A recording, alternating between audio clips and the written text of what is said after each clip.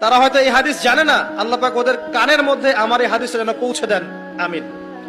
নবী সাল্লাল্লাহু আলাইহি ওয়াসাল্লাম বলেছেন, আমি মেরাজের রাতে যখন গিয়েছি তখন এক শ্রেণীর মানুষকে দেখেছি, ওদেরকে শাস্তি দেয়া হচ্ছে। কি শাস্তি? জাহান্নামীদের রক্ত এবং পুঁজ ওদেরকে খেতে দেয়া হচ্ছে। জিবরাইল আলাইহিস সালামকে জিজ্ঞাসা করা হলো যে এরা কারা? তিনি বললেন, এরা আপনার উম্মতের সেই সব ব্যক্তি যারা মাদকদ্রব্য সেবন করত। আল্লাহ রাব্বুল আলামিন তার হাবিবের মাধ্যমে জানিয়েছেন, যখন কোন মুসলিম মাদক সেবন করে বা কোনো ব্যক্তি মাদক সেবন করে তখন 40 দিন তার নামাজ কবুল হয় না। এরপর যদি সে তওবা করে তাহলে আল্লাহ পাক তার তওবা কবুল করবেন ইনশাআল্লাহ। যদি সে আবারও মাদক খায় তওবা করার পর, আবার 40 দিন তার নামাজ কবুল হবে না।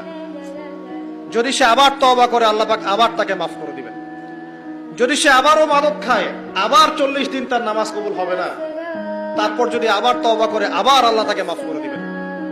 এরপরেও যদি সে আবার মাদক দ্রব্য সেবন করে, নবী সাল্লাল্লাহু আলাইহি ওয়াসাল্লাম বলছেন তাকে আল্লাহ রাব্বুল আলামিন পরকালে মৃত্যুর পরে তিনাতুল খাবাল পান করাবেন। তিনাতুল খাবাল। জিজ্ঞাসা করা হল, ইয়া রাসূলুল্লাহ, তিনাতুল খাবাল কি জিনিস? নবী সাল্লাল্লাহু আলাইহি ওয়াসাল্লাম উত্তর দিচ্ছেন, এটা হচ্ছে জাহান্নামীদের রক্ত, মাংস, এগুলো পুড়ে পচে যে রসটা বের হবে, এটা হচ্ছে তিনাতুল খাবাল।